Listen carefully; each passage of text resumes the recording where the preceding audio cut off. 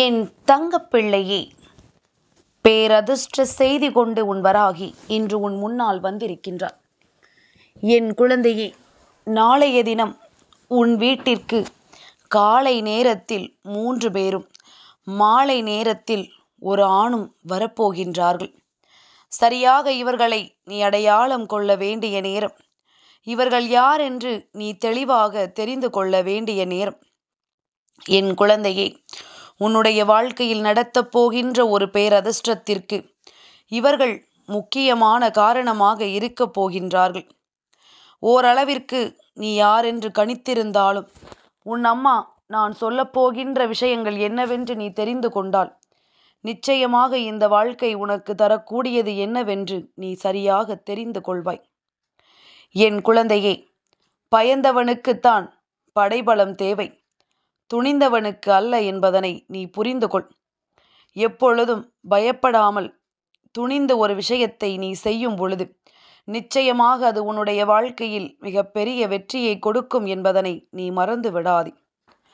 கடந்து போனதை நின்று திரும்பி பார்த்தால் எவ்வளவு ஏமாளியாக நீ இருந்திருக்கிறாய் என்று உனக்கே தெரிய வரும்.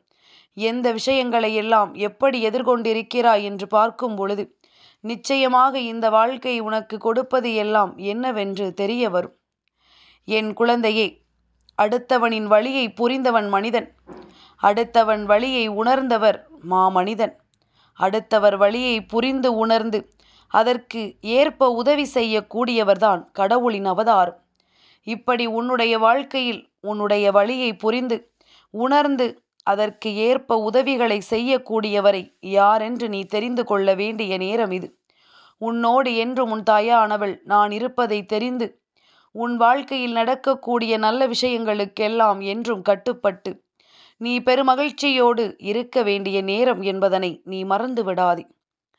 என் பிள்ளையே, நம்மை போல வாழ வேண்டும் என்று மற்றவர்கள் நினைக்கும் அளவிற்கு நீ வாழ்ந்து காட்டுவதுதான் இந்த வாழ்க்கைக்குரிய மிகப்பெரிய சிறப்பு என்பதனை நீ மறந்து விடாதே. நம்மை போல வாழக்கூடாது என்று நினைப்பதை விட நம்மை போல வாழ வேண்டும் என்று நினைக்க வேண்டும். அப்படிப்பட்ட ஒரு வாழ்க்கையை நீ சந்தோஷமாக இங்கே வாழ்ந்து காட்ட வேண்டும். என் குழந்தையே, உன்னுடைய கோபத்தின் வழி யாருக்கும் புரியாது, உன் கண்ணீரின் வழி யாருக்கும் புரியாது, உன்னுடைய விவாதத்தில் உன் மீதான அன்பின் ஏக்கமும் ஒருபோதும் புரியாது. எப்பொழுதுமே என் குழந்தை இந்த நேரத்தில் என்ன செய்ய வேண்டும் தெரியுமா? எப்பொழுது உன்னுடைய கண்ணீர் உன் வலியை புரிய வைக்கவில்லையோ, எப்பொழுது உன்னுடைய கோபம் உன் வலியை புரிய வைக்கவில்லையோ, எப்பொழுது நீ விவாதம் செய்தும் நீ போராடியும் உன்னுடைய அன்பின் ஏக்கம் என்னவென்று அவர்களுக்கு புரியவில்லையோ, அப்படியானால் அடுத்ததாக நீ செய்ய வேண்டியது அமைதியாகிவிட வேண்டியதுதான். உன்னுடைய மௌனம் அவர்களுக்கு புரிய வைக்கும். உண்மையாகவே அவர்களும் உன் மீது அன்பு கொண்டவர்களாக இருந்தால் உன்னுடைய மௌனம் அவர்களுக்கு எல்லா விஷயங்களையும் சரியாக புரிய வைக்கும் என்பதனை நீ மறந்து விடாதே. ஏன் இந்த வாழ்க்கை என்று நீ கவலையோடு இருந்த பொழுது கடவுள் அளித்த வரம் உனக்கு என்ன தெரியுமா? உன்னுடைய எதிர்காலத்தை தீர்மானிக்கக்கூடிய ஒரு உறவு. அது உன் வாழ்க்கை துணையாக இருக்கலாம், அல்லது நீ பெற்ற குழந்தையாக இருக்கலாம். ஏதாவது ஒரு உறவை தெய்வம் அந்த நேரத்தில் உனக்கு கொடுத்து உனக்கு வரமாக தந்து இந்த வாழ்க்கையை வாழச் சொல்கிறார்கள். உன் வாழ்க்கைக்கான அர்த்தத்தை அவர்கள் கொடுக்கிறார்கள் என்பதனை நீ புரிந்து கொள்ள வேண்டும். தெய்வம் எந்த சூழ்நிலையிலும் உன்னை விட்டு விடுவதில்லை. ஏதாவது ஒரு வகையில் உனக்கான விஷயங்களை எல்லாம் தெய்வம் நடத்தி கொடுக்கிறது என்பதனை நீ புரிந்து கொள்ள வேண்டும். நீ வலிமையாக இருக்க வேண்டும் என்றால் துன்பங்களை எல்லாம் தனியாகத்தான் எதிர்கொள்ள வேண்டும். கூட்டாக யாரையும் சேர்த்து நீ ஒவ்வொரு பிரச்சனைகளையும் எதிர்கொள்வாயானால் நிச்சயமாக ஒரு நாள் இல்லை ஒரு நாள் உனக்கு கஷ்டங்கள் வரும் பொழுது எதையுமே தனித்து உன்னால் யோசிக்க முடியாத ஒரு நிலைமைக்கு நீ தள்ளப்படுவாய். தனித்து விடப்பட்டால் எந்த இடத்திலும் நீ பிழைத்து விட மாட்டாய் என்பது போன்ற ஒரு எண்ணங்கள் உருவாகிவிடும். என் குழந்தையே, எறும்பு புற்றுக்கு இனிப்பு போட்டாலும் சரி, பாம்பு புற்றுக்கு பால் ஊற்றினாலும் சரி, இரண்டுமே பக்கத்தில் நின்றால் கடிக்கத்தான் செய்யும். அதுபோலத்தான் சில மனிதர்களினுடைய புத்தியும். நீ என்னதான் செய்தாலும் அது தவறாகத்தான் நடந்து கொள்ளும். நீ எவ்வளவு விஷயங்களை செய்தாலும் அது தவறாகத்தான் இந்த வாழ்க்கையில் நடந்து கொள்ளும் என்பதனை நீ மறந்து விடாதே. உன்னிடத்திலிருந்து உதவிகளை பெற்றவர்கள் எல்லாம் வேண்டும் என்றே இந்த வாழ்க்கையில் நிச்சயமாக உனக்கு மேலும் மேலும் பல துன்பங்களைத்தான் கொடுப்பார்கள் என்பதனை நீ மறந்து விடாதே. என் குழந்தையே, உன்னோடு நான் இருக்கின்ற இந்த நேரம், இந்த வாழ்க்கை உனக்கு என்ன கொடுக்கிறது, ஏது கொடுக்கிறது என்பதனை எல்லாம் நினைத்து நீ ஒருபோதும் கலங்கிவிடக்கூடாது. இனி எல்லா சந்தர்ப்பத்திலும் உனக்காக நான் இருக்கிறேன் என்பதனை நீ புரிந்து கொண்டால் அது போதும். என் பிள்ளையே, சட்டென்று ஒரு நொடியில் இந்த வாழ்க்கை உனக்கு வேண்டிய விஷயங்களை எல்லாம் நிறைவாக சொல்லிக் கொடுக்கும் என்பதனை நீ புரிந்து கொள்ள வேண்டும் அல்லவா? என்ன நடந்தது, ஏது நடந்தது என்று சொல்லி இனியும் நீ வருந்துவதற்கு இங்கு ஒன்றுமில்லை. இனி என்ன நடந்தாலும் அந்த இடத்தில் உன் அம்மாவினுடைய அன்பு நிச்சயமாக உனக்கான நன்மைகளை நடத்தி கொடுக்கும் என்பதனை நீ புரிந்து கொள்ள வேண்டும். என் குழந்தையே, எப்பொழுதுமே நம்முடைய உடலையும் மனதையும் நாம் சுறுசுறுப்பாக வைத்திருக்க வேண்டும்.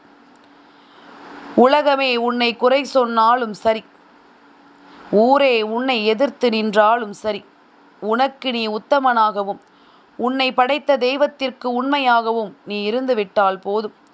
எவனுக்கும் பயந்தோ படிந்தோ போக வேண்டும் என்ற நிலை உனக்கு ஒருபொழுதும் இல்லை.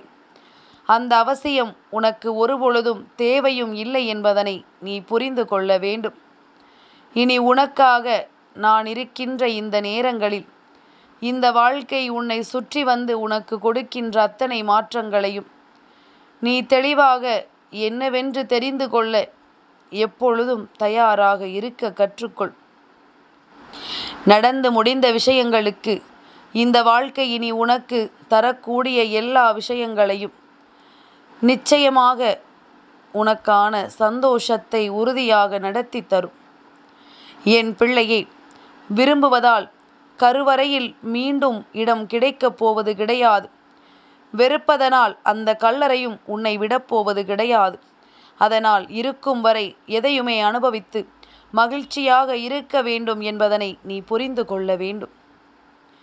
என் குழந்தையே, எப்பொழுதுமே வலிமையுடன் இருக்க வேண்டும் என்றால் நீ தனியாக சண்டை போடவும் எந்த ஒரு விஷயத்தையும் தனியாக எதிர்கொள்ளவோ கற்றுக்கொள்ள வேண்டும் என்று அம்மா முதலில் சொல்லி இருக்கின்றேன். அதற்கான காரணம் என்ன தெரியுமா? நீ மன வலிமையோடு இருந்து விட்டால் உன் அருகில் வருவதற்கே இங்கு பலரும் யோசிக்க வேண்டிய நிலைமை வரும். உன் அருகில் வந்து நின்று பேசுவதற்கே இவர்கள் பல விஷயங்களை யோசிக்க வேண்டிய நிலைமை வரும் என்பதனை நீ மறந்து விடாதே. என் குழந்தையே, நீ ஒருவரிடம் உண்மையாக இருந்து பார்த்தால் உன்னை அவர்கள் காலில் இருக்கும் செருப்பாக கூட மதிக்க மாட்டார்கள். ஆனால் பொய்யாக இருந்து அவர்களை ஏமாற்றிப்பார். உன்னுடைய செருப்பை கூட அவர்கள் பொக்கிஷமாக எடுத்து வைத்து கொள்வார்கள் என்பதுதான் உண்மை. என் குழந்தையே, பொறுமையாக காத்திரு. இங்கு கடைசி நிமிடத்தில், கடைசி நொடியில் கூட மாறிய ஆட்டங்கள் நிறைய உண்டு என்பதனை நீ புரிந்து கொள்ள வேண்டும். என் குழந்தையே, நோயில்லாத உடம்பு, கடனில்லாத வாழ்க்கை, அழியாத வேலை, ஒழுகாத வீடு, சுகமான தூக்கம், கலங்காத மனம், நீண்ட ஆயுள், நொடியில் மரணம், இதை தவிர வேறு எதுவும் வேண்டாம் என்று என் பிள்ளை நீ தெய்வத்திடம் கேட்கிறாயல்லவா? நிச்சயமாக உன்னுடைய இந்த வார்த்தைகள் ஒவ்வொன்றிற்கும் தெய்வம் உனக்கு சரியான பதிலை கொடுக்கும் என்பதனை நீ மறந்து விடாதே. நோயில்லாத உடம்பு இருந்தால் வாழ்க்கையில் எந்த ஒரு விஷயத்திலும் உன்னால் சரியாக கவனத்தை செலுத்த முடியும். கடனில்லாத வாழ்க்கை இருந்தால் மன அழுத்தம் சற்று குறைவாக இருக்கும். எப்பொழுதுமே வேலை நிரந்தரமாக இருக்க வேண்டும். ஒழுகாத வீடு என்றால் ஒரு சரியான வீடு இருக்க வேண்டும். நல்லதொரு உறக்கம் இருக்க வேண்டும். மனது எப்பொழுதுமே கலங்காமல் நிற்க வேண்டும். நீண்ட ஆயுளை தர வேண்டும். மரணம் வந்துவிட்டால் அது இழுத்து கொண்டு செல்லாமல், தன்னை வதைக்காமல், வலிகளையும் வேதனைகளையும் கொடுக்காமல் சட்டென்று ஒரு நொடியில் நடந்து விட வேண்டும் என்று என் குழந்தை நீ சொல்வது போல நிச்சயமாக இந்த வாழ்க்கை உனக்கான எல்லா உண்மைகளையும் நிறைவாக உன் கைகளில் கொண்டு வந்து கொடுக்கும் என்பதனை நீ மறந்து விடாதே. என் குழந்தையே, கோபம் வந்தாலும் சரி, உன்னுடைய நிதானத்தை இழக்காதே. உன் கோபத்தின் பின்னால் இருக்கும் நியாயத்தை விட கோபத்தில் நீ விட்ட வார்த்தைகள்தான் இங்கு பெரிதாக பேசப்படும் என்பதனை நீ மறந்து விடாதே. நீ என்ன வார்த்தையை விடுவாய், எப்படி இதனை எதிர்கொள்வாய் என்று சொல்லி வேண்டும் என்றே இவர்கள் இங்கு காத்து கொண்டிருப்பார்கள். அதனால் இதையெல்லாம் என் பிள்ளை நீ எதிர்கொள்ள வேண்டும். இதையெல்லாம் என்னவென்று என் குழந்தை நீ சரியாக தெரிந்து கொள்ள வேண்டும். உனக்கானவற்றை எல்லாம் நீ உணர வேண்டிய தருணம். நீ எப்பொழுதும் இருக்கும் பொழுது உன்னோடு பேசி சிரிப்பார்கள். நீ இல்லை என்றால் உன்னை பற்றி பேசி சிரிப்பார்கள். இதுதான் வாழ்க்கை என்று உணர்ந்து கொண்டவர்கள் எதை பற்றியும் கவலைப்படாமல், யார் என்ன பேசினாலும் அதை பற்றி கவலைப்படாமல் சென்று கொண்டிருப்பார்கள் என்பதுதான் உண்மை. என் குழந்தையே, தனியாக வாழ எப்பொழுதும் தயாராக இருக்க வேண்டும். சிலர் திடீரென்று மாறிவிடுவார்கள். இன்று நீ அவர்களுக்கு முக்கியமாக இருக்கலாம். அதே நேரத்தில் நாளை அவர்களுக்கு நீ ஒன்றுமில்லாததாக மாறிவிடுவாய். அதுதான் உண்மையான வாழ்க்கையும் கூட. என் குழந்தையே, நாளைய தினம் உன்னை தேடி வரக்கூடியவர்கள் நான் இப்பொழுது சொன்ன அத்தனை விஷயங்களுக்கும் உன்னுடைய வாழ்க்கையில் உனக்கு மிக பெரிய தெளிவை கொடுப்பார்கள் என்பதுதான் உண்மை. நான் சொல்கின்றவர்களுள் 3 பேர் ஆண்கள், அதே நேரத்தில் ஒரு பெண். இன்னொரு பெண்ணும் இரவு நேரத்தில் வருவதற்கான வாய்ப்புகள் இருக்கின்றது. வந்தால் நாளைய தினம் உனக்கு உன் அம்மா சொல்கின்றேன்.